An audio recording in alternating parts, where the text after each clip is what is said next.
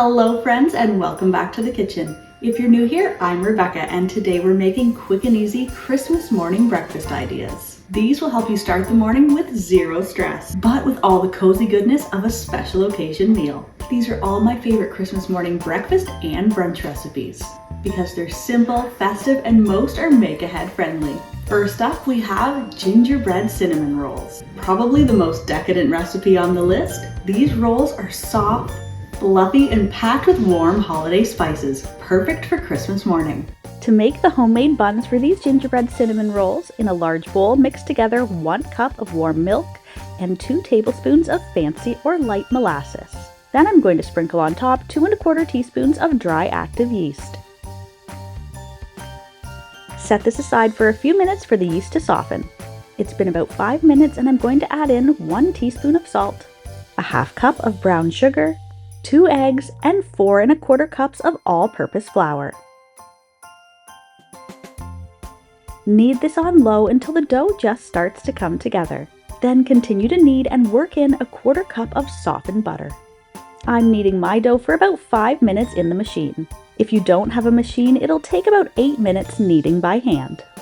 Then you can cover and let the dough rest and rise in a warm spot for 1 hour or until it's doubled.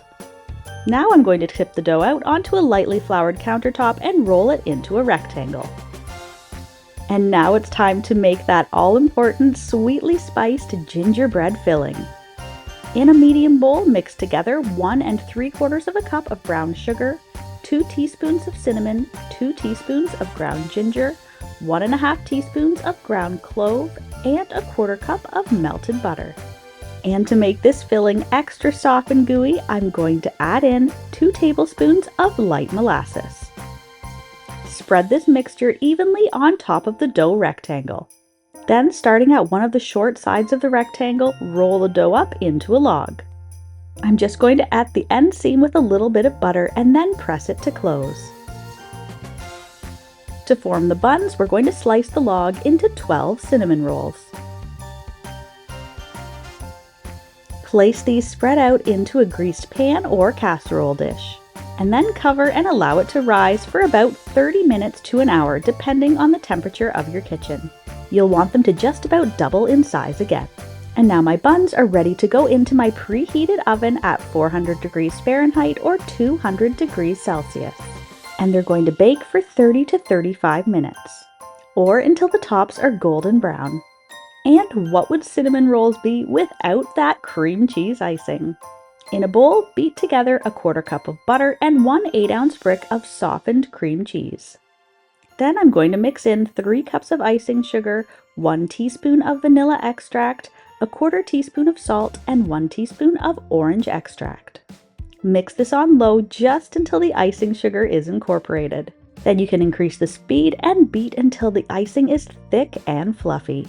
You can either spread the icing on all the cinnamon rolls at once or spread on each bun individually just before serving. And of course, we're going to need to top each gingerbread cinnamon roll with some festive decorations. This rich breakfast is soft, gooey, and bursting with festive flavors. I mean, who doesn't want to wake up to the smell of cinnamon, clove, and ginger in the morning?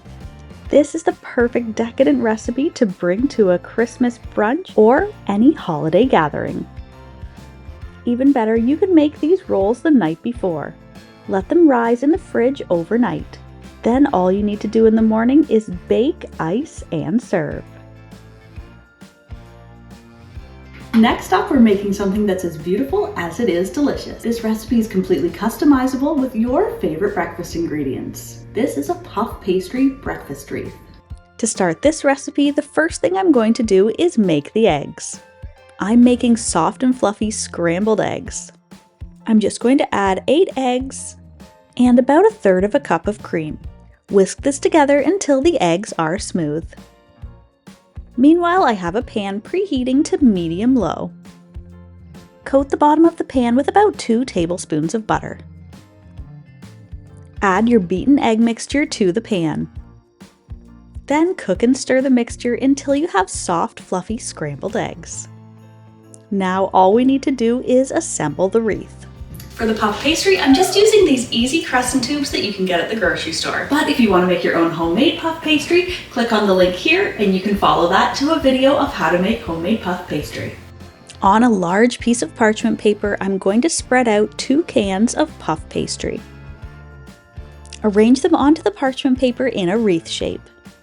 Now on top of this puff pastry, I'm going to assemble all the components of the breakfast wreath. You can really use whatever breakfast ingredients you'd like, but I'm going to be using some sliced ham. Then on top of the ham, I'm going to layer the scrambled eggs. On top of the eggs, I'm going to layer a generous amount of grated cheddar cheese. Season the top with a little bit of salt and pepper. You won't need too much since the ham and cheese already provide some added salt. And to hold this breakfast wreath together, grab the outside corner of each puff pastry triangle. Pull it up and over top of all the breakfast ingredients. Then tuck the corner underneath the opposite side of the puff pastry. If you haven't already, slide your puff pastry wreath onto a pan. And just before going into the oven, I'm going to glaze the top of the wreath with a little bit of maple syrup. And my puff pastry wreath is ready to go into my preheated 375 degrees Fahrenheit or 190 degrees Celsius oven and bake for 25 to 30 minutes, or until the pastry is cooked through and golden and flaky on the outside. Of course, you can serve this just as it is or add a few pops of color with some Christmas decorations. This is a great, easy breakfast recipe, especially when made with store-bought puff pastry. The perfect warm, satisfying, savory breakfast that's also fun and festive. Next up, we're making a Canadian bacon breakfast strata. This is our Christmas morning favorite. Of course, you can skip this step if you're using store-bought bread. Feel free to use whatever type of bread you have on hand. Even day-old bread that's starting to dry out is perfect for this recipe. I'm using homemade crusty bread, but this casserole would be just as delicious with something like croissants, brioche bread, cheese bread, brown bread, pumpernickel, or rye. Then layer on a single layer of bread. On top of this, I'm going to place a layer of pea meal bacon. The meat I'm using for this recipe is pea meal bacon. I know a lot of places call this Canadian bacon or back bacon, but whatever you can get your hands on will be perfect in this recipe. Keep in mind that the meat will shrink slightly as it cooks, so I'm going to layer these slices pretty closely together. On top of the meat, I'm going to sprinkle a generous layer of cheddar cheese. And then finally, for the last layer, I'm going to top all of this with another layer of bread. And now for the egg custard filling. In a large bowl, whisk together 3 cups of milk, 8 eggs, 1 teaspoon of salt, and a half teaspoon of pepper. I'm also going to season this mixture with 1 teaspoon of dry mustard powder and a half teaspoon of dry chili flakes. But you can adjust this on how mild or spicy you want yours to be. Whisk this together until everything is smooth and incorporated. Then I'm going to evenly pour this mixture over top of the casserole. Make sure to completely soak each little bread sandwich. And since this is a make-ahead casserole, I'm going to cover it and put it in the fridge to chill overnight. This overnight resting time is going to allow all the egg mixture to absorb into the bread. Now all we need to do Christmas morning is prepare the topping and bake. I have about 2 cups of cornflakes here. I'm just giving them a quick little crunch with my hands. Then I'm going to pour over top a 1/4 cup of melted butter. Mix this into the cereal until everything is wet and glistening. This is going to allow the topping to toast and become crisp and crunchy in the oven. Spread the topping evenly over top of the casserole. And it's ready to bake right away in my preheated 350 degrees Fahrenheit or 180 degrees Celsius oven. It's going to bake uncovered for 1 hour or until it's completely set and the topping is nicely toasted. Remove it from the oven and let the casserole rest for about 10 minutes before serving. This breakfast strata is our favorite go-to for Christmas morning breakfast. The warm, savory casserole topped with a generous dusting of crisp and crunchy topping. It's the perfect balance of flavors and texture. And since it's make ahead, you can spend more time with your family and less time in the kitchen. Next up, we're going to add a little festive flair to a French toast casserole. For this next recipe, we're stepping away from savory breakfasts and we're back into the sweeter side of things. To make this easy chocolate raspberry French toast casserole, the first thing I'm going to do is prepare the bread. You can either rip or cut your bread into cubes. I'm going to layer in the bread until it fills a large greased casserole dish. Into the bread, I'm going to toss in 2 cups of fresh or frozen raspberries. And since it's winter where I am, it's going to be frozen raspberries for me. And now for my rich egg custard, I'm going to whisk together 2 cups of milk with a half cup of heavy cream and 6 eggs. I'm going to flavor the custard with a half cup of maple syrup and 1 teaspoon of vanilla extract. Once the mixture is smooth and incorporated, I'm going to pour this evenly on top of the casserole, making sure to soak all the little chunks of bread.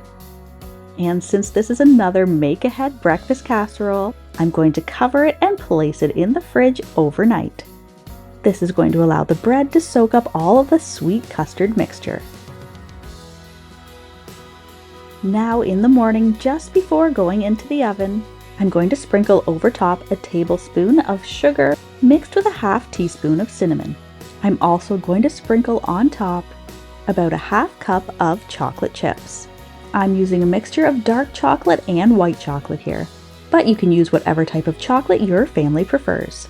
And my casserole is ready to go into my preheated 350 degrees Fahrenheit or 180 degrees Celsius oven and bake uncovered for 45 to 50 minutes, or until the top is golden and the egg custard is set. Remove from the oven and allow it to stand 10 minutes before serving. I'm serving mine with a little bit of a raspberry puree on top. But some other great toppings are maple syrup and fresh fruit. You can easily change up this casserole with whatever your family prefers or what you have on hand. You can switch out the raspberries in this recipe for chopped apples or a different kind of berry. You could also mix in dried fruit like raisins the night before. And feel free to experiment with different types of bread. It's the perfect special occasion breakfast that takes almost no effort at all. Next up, we're making a potato crust, ham and cheese frittata. For this next recipe, we're moving back to savory. The first thing I'm going to do is grease my cast iron skillet. You could also use a large oven-proof pan or even a large pie plate for this. While I'm preparing the crust, I'm going to allow the cast iron skillet to preheat in my 400 degrees Fahrenheit or 200 degrees Celsius oven. Wash and thinly slice 2 medium potatoes. I'm using a mandolin for this, but you could also just as easily use a knife. I'm going to remove the skillet from the oven and then add the sliced potatoes. These are going to then go back into the oven to bake for another 20 to 25 minutes or until the potatoes are soft and just starting to turn golden. And now to prepare the frittata mixture. In a bowl, I'm going to add 8 eggs and a half cup of milk. I'm going to season this with a half teaspoon of dried thyme and a little bit of salt and pepper. Whisk this together until the mixture is smooth. Now you can really fill your frittata with whatever you have on hand. I usually use cubed ham for this, but we had a leftover pork shoulder in the fridge, so I'm going to use that instead. On top of the meat, I'm going to add about a half a cup of grated Swiss cheese. I'm using Emmental here today, but you can use your favorite type of cheese for this. Finally, I'm going to gently pour on top the frittata mixture. I'm going to reduce the oven temperature down to 375 degrees Fahrenheit or 190 degrees Celsius. And my potato crust frittata is ready right away to go into my oven and bake for 25 to 30 minutes. For the last few minutes of bake time, place it under the broiler to crisp up and brown the top. Then you can allow the frittata to cool slightly and then it's ready to serve. This is a perfect easy breakfast recipe that comes together in no time. And with the toasted potato crust bottom, it's the perfect savory, satisfying meal. And feel free to use this recipe just as inspiration. Use whatever fillings your family prefers. Some great options are cheese and broccoli, spinach and mushrooms, sun-dried tomatoes and cheese, or asparagus and bacon. This is perfect for breakfast or even a light lunch before your big Christmas dinner. Finally, I'm going to make an easy Christmas morning breakfast quiche. You can fill yours with whatever you have on hand. Ours is going to be a BLT style, and I've already lined my pie plate with the pie dough. I just have a little bit of pie dough left from my big batch of pie dough that I made earlier, but I think I can make it stretch to fit this final recipe. And to make sure I'm not serving a quiche with a soggy bottom, I'm going to blind bake the pie crust first. To do this, line the pie plate with some parchment paper or some aluminum foil. Add some pie weights, or in my case, dried beans, and then I'm going to pop it in my preheated 425 degrees Fahrenheit or 220 degrees Celsius oven. I'm going to bake it for 12 minutes. Then remove the liner and the weights and return it to the oven to bake for another 5 minutes. And for my quiche fillings, I already have some bacon that I've cut into pieces. I'm going to line this on the bottom of the crust. Next up, I'm going to be adding in some sun-dried tomatoes. These are some little cherry tomatoes that I've dried from the garden this year. I prefer adding sun-dried tomatoes, that way you still get that bold tomato pop of flavor without adding any excess moisture to the quiche. Sprinkle over top some chopped parsley, and on top of that I'm going to add my favorite, grated Emmental cheese. And now for the rich and creamy quiche filling. To a bowl, add 1.5 cups of 10 to 18% cream. Crack in 4 eggs. I'm just cracking mine into a separate bowl first just to make sure I don't get any eggshells in my quiche. I'm going to give this a good whisking to make sure everything is smooth and creamy. Add in about 1/4 teaspoon of pepper and 1/2 teaspoon of salt. I'm going to whisk this all up together again. I want to make sure there's no clumps of eggs left and that everything is fully mixed. That's going to give me a silky smooth quiche filling. I'm going to pour this mixture gently and evenly on top of the crust. I'm going to reduce the temperature of the oven down to 375 degrees Fahrenheit or 190 degrees Celsius. And my quiche is ready right away to go into my oven and bake for 40 minutes. After removing it from the oven, I'm going to allow it to cool and set. This is the perfect, easy, and hearty breakfast that you can fill with just about anything. And there you have it, all my favorite quick and easy Christmas morning breakfast ideas. Any of these will make your home feel cozy and delicious. And better yet, they're totally stress-free. Let me know what your favorite Christmas morning breakfasts are in the description box below. From gingerbread cinnamon rolls to overnight French toast casseroles and make-ahead strata, there's something for every Christmas morning mood. If you want the full printable recipes, step-by-step photos, check out the link in the description box below. If you're a fan of deliciously simple vintage recipes and old-fashioned skills, then you'll want to check out this next video. Thanks for stopping by. Merry Christmas, friends, and happy baking!